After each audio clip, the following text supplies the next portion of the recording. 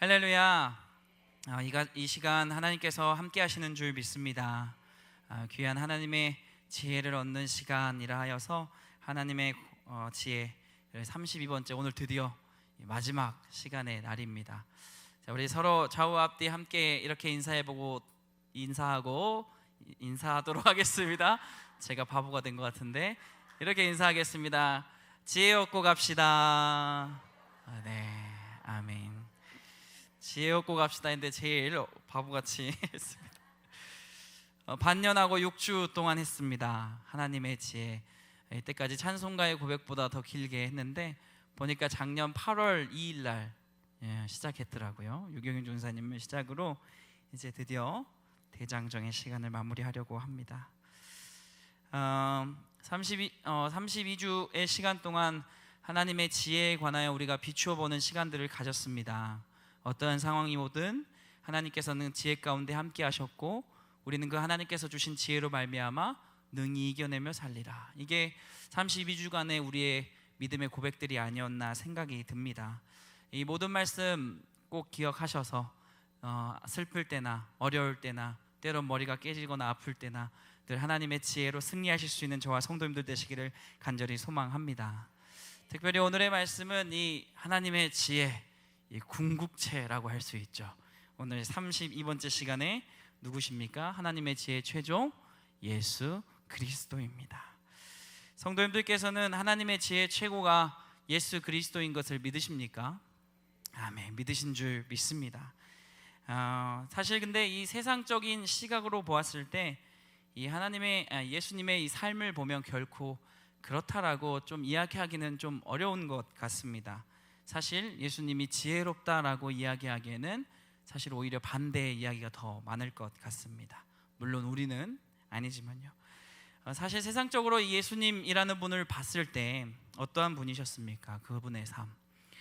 세상에서 이 잘 산다, 너가 잘 살고 있구나, 이런 기준이 어떤 게 있습니까? 이 부모에게 효도 잘하고 또 부모 속 안 썩이고 결혼해서 애 잘 낳고, 그렇죠? 그리고 또 너무 큰 부를 가지면 헛짓을 하니까 또 너무 부자까지는 아니어도 죄 안 지으면서 잘 먹고 잘 살고 또 하고 싶은 거 하고 또 여행 갈 수 있을 때 여행 갈 수 있는 정도, 그 정도가 지혜롭게 사는구나라고 좀 생각할 수 있을 것 같습니다. 근데 하지만 이 세상적인 잘 사는 기준으로 예수님을 볼 때 어떻습니까? 부모님에게 효도했을까요? 물론 이 사람에게도 칭찬받으셨던 분이셨기에 효도하셨을 것 같습니다. 하지만 자신의 부모보다 먼저 생을 마감하는 안타까운 상황을 하게 되십니다. 부모보다 먼저 죽게 된다면 이 안타까운 세상 속에 부모 가슴에 대못을 받는다고 하죠. 결국 가장 큰 불효라고 세상에선 이야기하는데 참 부모의 마음을 무겁게 한 분이 예수님 아닐까라는 생각을 해보게 됩니다. 예수님 또한 먹고 싶을 때 막 드셨습니까? 남들에게 막 오병이어 막 이렇게 푸셨지만 정작 자신은 굶주리거나 또 먹을 때 먹지 못했던 삶이었습니다. 마태복음 8장 20절 보면 이렇게 있습니다. 우리 함께 읽어볼까요? 예수께서 이르시되 여우도 굴이 있고 공중에 새도 거처가 있으되 인자는 머리 둘 곳이 없다 하시더라. 머리 둘 곳조차 없던 분이 예수님의 삶이었습니다. 그렇다고 이제 죄 짓고는 안 살아야지, 그 부분은 어떨까요? 분명 죄는 안 지으신 줄 믿습니다. 하지만 죄인들이 받는 최악의 형벌인 십자가에 못 박혀 돌아가시게 됩니다. 세상적으로 봤을 때 사실 예수님은 지혜롭게 정말 하나님의 지혜를 얻고 사셨던 분이 아니라 보면 바보로 사셨다라는 정의가 될 수 있을 것 같습니다. 하지만 오늘 본문은 예수님에 대해서 분명 이렇게 이야기하고 있다라는 거죠. 우리 골로새서 2장, 아까 읽었던 말씀이지만 다시 한번 2절과 3절 함께 합독하여 읽어보도록 하겠습니다. 함께 읽습니다. 이는 그들로 마음의 위안을 받고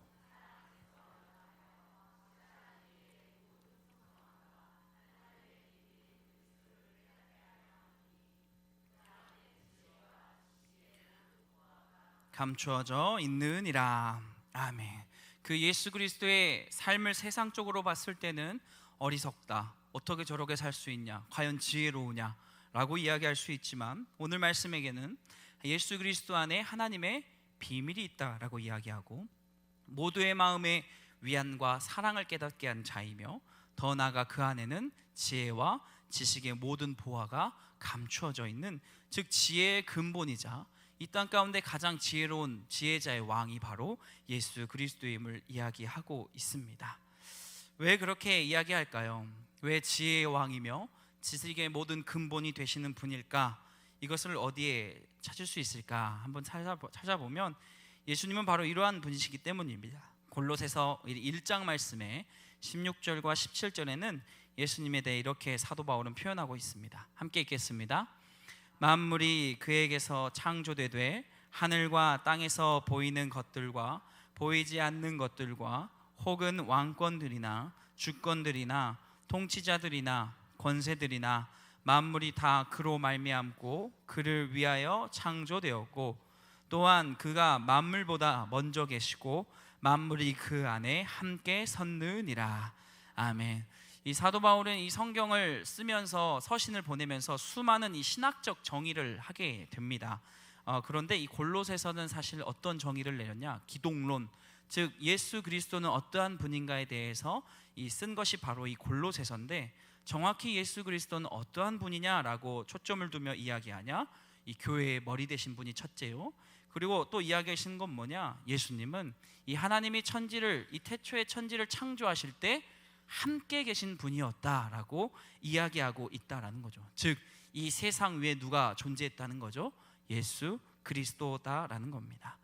예수님의 다른 제자 사도 요한 역시 이것에 대해 이야기합니다. 요한복음 1장 1절 이렇게 나와 있죠. 태초에 말씀이 계시니라. 이 말씀이 하나님과 함께 계셨으니 이 말씀은 곧 하나님이시니라. 아멘. 여기서 이 말씀 로고스, 이게 누구를 뜻하는 거죠? 예수님을 뜻하는 겁니다. 즉 사도 요한 역시 태초의 말씀으로 예수님께서 함께 계셨고 이 세상을 창조하시는 지혜의 머리 가운데 함께 하신 분이 예수님이다라고 이야기하고 있다라는 겁니다. 즉 예수님은 이 세상을, 이 태초의 모든 것을, 천지를 창조하셨던 분이시기에 모든 지혜와 지식의 근본일 수밖에 없는 존재다라고 우리는 알 수 있다라는 겁니다. 사랑하는 성도님들, 우리 예수님은 만왕의 왕이신 줄 믿습니다. 사실 이 한 나라의 좀 유명한 왕이라 해도 우리가 얼마나 이렇게 크게 이렇게 존경하며 표를 합니까? 이 종로 광화문 이 거리에도 우리가 존경하는 인물이 하나 있습니다. 누가 있죠? 맞아요. 세종대왕이 있습니다. 물론 이순신도 있지만 이 왕이라 했을 때 세종대왕도 조선의 위대한 왕이다, 우리의 역사에 없어서는 안 된다라고 하며 이렇게 이렇게 딱 표시를 이렇게 동상으로 자리 잡고 있습니다. 이 외에도 뭐 서양에는 나폴레옹 황제도 있고요. 뭐 알렉산더 대왕도 정말 위대하다 하며 우리는 존경의 마음과 어떠한 표현들을 해가고 있다라는 거죠. 하물며 이 땅을 창조하시고 이 땅을 있게 하는 그 예수 그리스도는 얼마나 우리 앞에 인정받으셔야 되며 그 지혜와 지식이 대단하신 분임을 우리는 깨달아야 되는 줄 믿습니다. 그런데 한 가지 생각해 봐야 된다는 거죠. 그 하늘 위에 계시며 만왕의 왕 되신 그분이 누구 때문에? 우리 때문에 성육신 하사 이 땅에 오셨다라는 것. 그 수많은 지혜를 인간의 몸에 담기도 어렵지만 그 안에 담아 이 땅에 왔다라는 것은 얼마나 예수님이 우리를 위해 많은 것을 내려놓으셨음을 우리는 좀 묵상해 볼 필요는 있을 것 같습니다. 만왕의 왕 되신 예수 그리스도는 우리의 지혜의 왕인 줄 믿습니다. 따라서 우리의 삶 가운데 지혜를 간구하고 지식의 근본을 간구할 때는 그 예수 그리스도를 붙들면 되는 줄 믿습니다. 이렇게 지혜를 이야기하다 보니 한쪽에 이렇게 서러워하며 자기 이름 얘기 안 해주면 섭섭해할 사람이 한 명 생각납니다. 누굴까요? 지혜하면 한 명? 솔로몬입니다. 솔로몬은 이 하나님께서 주신 지혜로 이 인정받는 자가 되죠. 우리 열왕기상 3장 12절 말씀입니다. 우리 함께 읽어보도록 하겠습니다. 내가 내 말대로 하여 내게 지혜롭고 총명한 마음을 주노니 내 앞에도 너와 같은 자가 없거니와 너와 같은 자가 일어남이 없으리라. 아멘. 하나님 앞에서 지혜와 총명함을 받고 인정받은 자 누구라는 거죠? 이 솔로몬이다 합니다. 그리고 성경 말씀에는 이 솔로몬과 같은 자가 이후에 있다 없다? 없다라고까지 표현을 하고 있습니다. 솔로몬 어떠한 지혜로 살아왔습니까? 먼저는 이 재판장의 이 역할로서 많은 송사를 담당하면서 옳고 그른 판단을 이렇게 할 수 있는 지혜로운 판단을 내렸던 자였습니다. 솔로몬의 유명한 이 지혜를 베풀었던 재판 내용이 하나 성경에 나와 있죠. 어떤 내용입니까? 이 두 여인이 한 아들을 데리고 오죠. 그렇죠. 그리고 어떻게 합니까? 서로 이 아들이 내 아들이다 하면서 이 막장 드라마를 쓰기 시작합니다. 사실 어떤 상황이었습니까? 두 여인이 아들을 낳았는데 한 여인이 자신의 실수로 말미암아 자신의 아들을 이렇게 죽게 하게 된 것이죠. 그러니까 밤새 몰래 살아있던 자의 여인의 아들을 데려와 자기 품에 놓고 죽은 자신의 아들은 그의 품에 놓아 이렇게 속였던 상황이 생겼다라는 겁니다. 이때 재판장이 누구였다는 거죠? 솔로몬이었다는 거죠. 요즘은 뭐 한블리처럼 뭐 블랙박스가 있는 것도 아니고 이때는 CCTV가 있었던 것도 아니기 때문에 이 증언이 전부였습니다. 근데 목격자는 없었고 뭐 다른 것을 할 수 없었던 거죠. 그랬더니 이 솔로몬이 그것을 보고 어떤 결과를 내놓습니까? 저기 옆에 있는 군인에게 가서 여봐라, 저 아이를 둘로 갈라서 나눠줘라. 이 끔찍한 재판을 하게 됩니다. 이 사실 얼마나 끔찍합니까? 살아있는 한 명 아들이 얼마나 귀한 줄 아는데 그것마저 죽여서 나눠버리라라는 거죠. 그래서 옆에 있던 군인이 칼을 샹 하고 빼내는 순간 한 여인이 통곡하며 멈추게 하죠. 안 됩니다, 안 됩니다. 그 아들 차라리 저 여인에게 줘버리십시오. 그 목숨마저는 빼앗지 마십시오라고 이야기하게 되죠. 그러면서 솔로몬이 딱 이제 솔로몬의 재판 딱 하면서 뭐 합니까? 여봐라, 저 여인에게, 저 울고 있는 여인에게 누굴 줘라? 아들을 줘라. 저 어미가 진정한 어미다라고 판결을 하게 됩니다. 왜였습니까? 진정한 어미는 자신의 아들의 죽음 앞에 진정되게 울기 때문입니다. 그래서 당대에는 정말 엄청난 이슈였기에 성경에도 나오는 재판이었습니다. 솔로몬은 그렇게 지혜로운 자였습니다. 또 어떠한 지혜가 있었습니까? 이 열왕기상 7장 48절에 보면 솔로몬이 이렇게 했다는 것을 표현하고 있는데요. 이 솔로몬이 말씀 한번 보여주시죠. 열왕기상 7장 48절 이렇게 나와 있습니다. 앞부분에 솔로몬이 또 여호와의 성전의 모든 기구를 만들었으니, 즉 솔로몬은 어떠한 재판의 송사만 맡았던 것이 아니라 하나님께서 주신 지혜로 말미암아 다윗이 계획하였던 이 성전 건축을 자신의 주도하에 진행했다라는 겁니다. 성전의 규모는 어마어마했었죠. 하지만 그 모든 것을 짓게 하고 또 그 안에 있는 성전 기구들 역시 자신이 이렇게 놓게 하여서 수많은 지혜로운 것들을 판단했던 것이 솔로몬이었습니다. 하지만 그 말년은 지혜롭다 하였을까? 우리는 한번 살펴볼 필요가 있다라는 거죠. 우리 열왕기상 11장 9절과 10절 말씀입니다. 우리 함께 읽어보도록 하겠습니다. 시작. 솔로몬.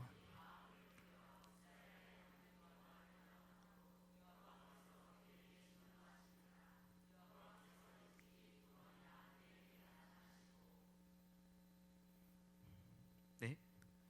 10장 10절과 11절입니다. 제가 잘못 알려드렸습니다.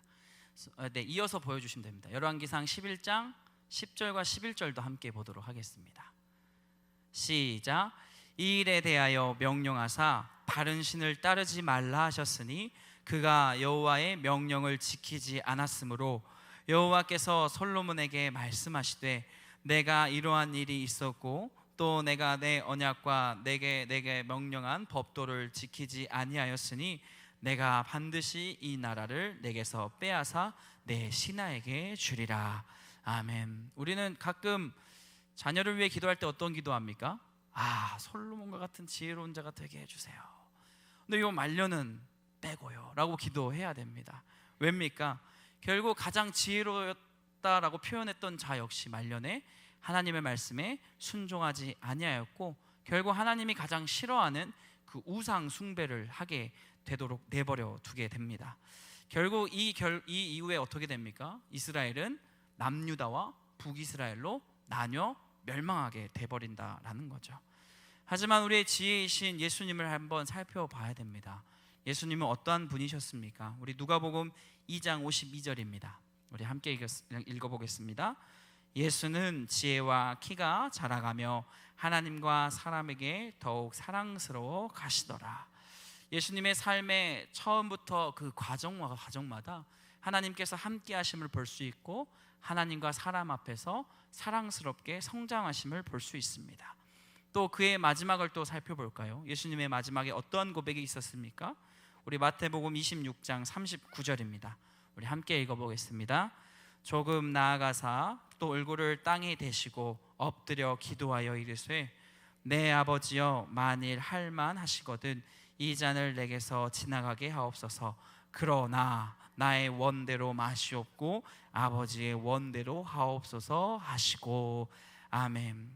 결국 예수 그리스도는 그 시작부터 그 마지막까지 하나님의 원, 즉 하나님의 뜻대로 순종하며 살아가셨던 것이 예수님이다라는 거죠. 하나님의 지혜로 시작하여 하나님의 지혜와 그 뜻대로 마감하신 분이 예수 그리스도이시기에 지혜자라 불렸던 솔로몬보다도 더 그 삶을 하나님의 지혜로 살아가시고 운행하셨던 분이 바로 예수 그리스도예요. 즉 예수 그리스도의 삶은 그 누구보다 지혜로웠다라고 우리는 이야기할 수 있습니다. 그렇게 오늘 또 우리는 솔로몬같이 지혜롭게 해주세요. 물론 이것도 좋겠지만 그 누구보다도 예수님과 같이 지혜와 총명함으로 그 형통함으로 살아가게 하옵소서라고 기도하는 것이 더 맞는 줄 믿습니다. 결국 하나님께서 이 지혜의 왕이신 예수님을 이 땅에 보내셨던 것은 자신의 모든 지혜를 예수 그리스도를 통해서 보여주고자 하심이었습니다. 이게 무슨 말입니까? 결국 누구를 구원하고자, 우리를 구원하고자 그 죄에 대한 대가를 치르고자 예수 그리스도를 마지막 그 순종의 길에 걷게 하셨다라는 거죠. 조금 더 이 하나님의 지혜가 보였다라는 것을 좀 깊숙이 살펴보면요, 이런 이야기를 먼저 나눠야 될 것 같습니다. 갑자기 불교 이야기를 해서 기분 나쁘시는 분이 없기를 잠깐 이야기하지만, 불교계의 거장이라고 하는 분이 있습니다.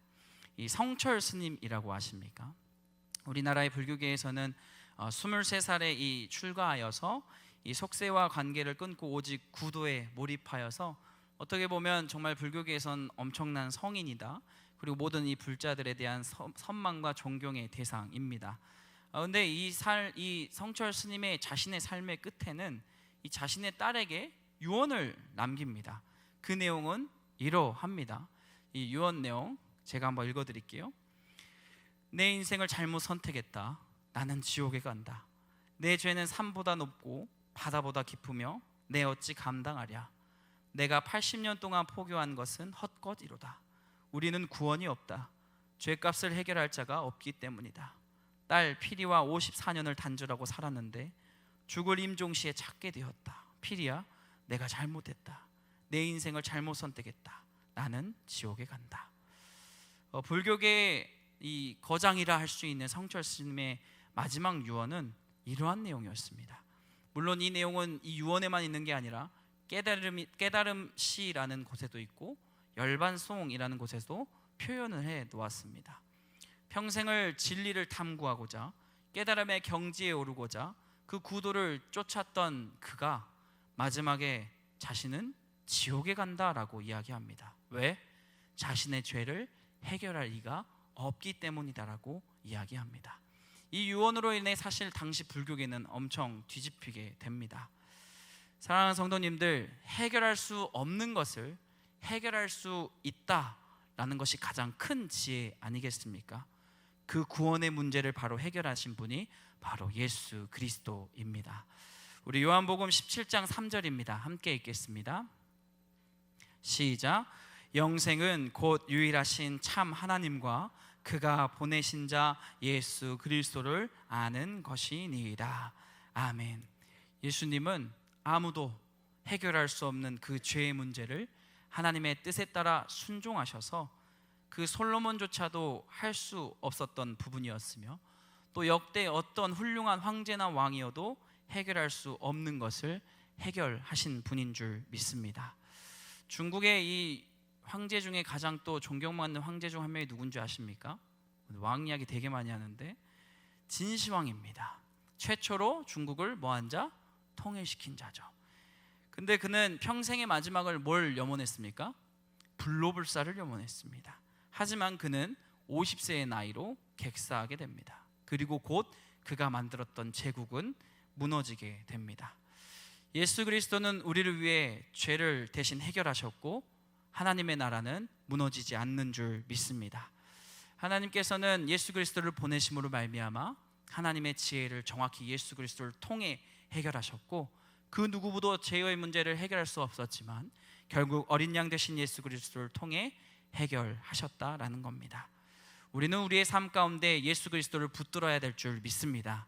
그는 우리의 모범도 되셨지만 우리를 영원한 생명으로 인도하신 그런 영생의 구세주인 줄 믿습니다. 우리 말씀을 마무리하며 나아가도록 하겠습니다. 우리 말씀 마무리할 때 요한복음 17장 23절 말씀인데요, 우리 함께 읽어보도록 하겠습니다. 곧 내가 그들 안에 있고 아버지께서 내 안에 계시어 그들로 온전함을 이루어 하나가 되게 하려 함은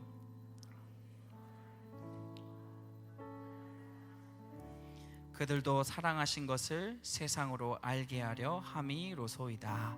아멘. 하나님께서는 세상 가운데 자신의 지혜를 비추고자 예수 그리스도를 보내셨고, 또 자신의 지혜가 무엇인지 알게 하시고자 예수 그리스도를 보내신 줄 믿습니다.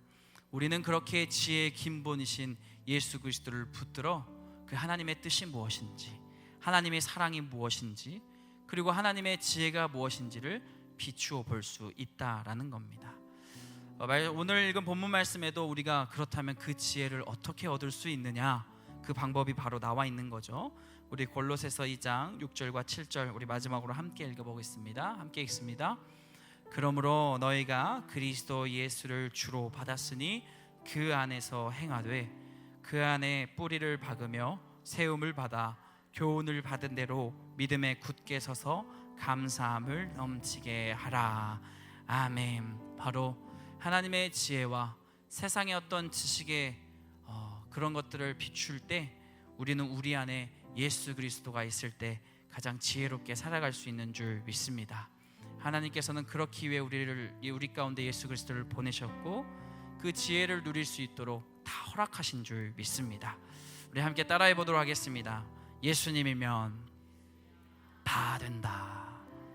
맞습니다. 다른 말로 무엇입니까? 복음이면 다 되는 줄 믿습니다. 복음이 무엇입니까? 예수는 그리스도다입니다. 예수님만이 우리의 구원자이시며 예수님만이 우리의 지혜자이시며 예수님만이 우리의 생각과 마음을 아셔서 우리를 위로하시는 분이시며 예수님만이 우리의 살 길을 알려주시는 분이시기에 우리는 그 예수님을 내 안에 품을 때 믿음으로 승리할 수 있는 줄 믿습니다. 복음을 가진 자가 무엇입니까? 예수 그리스도와 같은 길을 걷는 자인 줄 믿습니다. 예수 믿고 구원받으시고 또 예수 그리스도를 따름으로 말미암아 지혜로운 인생을 살아가셔서 온전히 하나님의 마음과 하나님의 뜻을 알 수 있는 저와 성도님들 되시기를 간절히 소망합니다. 32주의 시간 흘렀습니다. 다른 거 다 기억나지 않으셔도 한 단어 기억하셔야 됩니다. 무엇이죠? 예수 그리스도입니다. 사실 저 역시도 예수 그리스도를 가진 자로 살아가기 위해 부단히 노력합니다. 예수 그리스도를 가진 척해서 때로는 많은 것들을 아는 척하며 교만을 떨 때도 있는 것 같습니다. 하지만 예수 그리스도를 때론 잊어버려 가장 미련한 자로 살아가는 자이기도 합니다. 하지만 오늘 우리가 예수 그리스도가 지혜임을 알았기에 또한 예수 그리스도를 붙듦으로 우리의 삶을 지혜로 살아갈 수 있다는 것을 알았기에 사랑하는 성도님들 결코 예수님을 빼앗기지 아니하시고 잊어버리지 마시고 도둑질 당하지 마시고 온전히 지키셔서 예수 안에 승리하시기를 간절히 축복합니다. 아멘. 기도하겠습니다. 사랑과 은혜가 풍성하신 하나님께서 우리를 사랑하사 그 지혜로 예수 그리스도를 보내신 줄 믿습니다.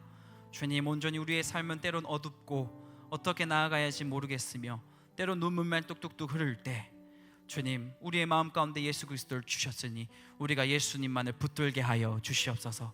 때로는 연약한 마음으로 그 예수 그리스도를 놓치며 나의 삶이 더 커 보이고 나의 상황이 더 커 보이고 나의 보여지는 것들이 더 커 보여 실수하곤 하지만 주님, 다시금 우리에게 일으킬 힘을 허락하여 주사 예수 그리스도를 붙들며 이 세상 가운데 승리하게 하여 주시옵시고, 하나님의 나라를 누리며 살아갈 수 있는 저와 모든 성도님들 될 수 있도록 인도하여 주시옵소서.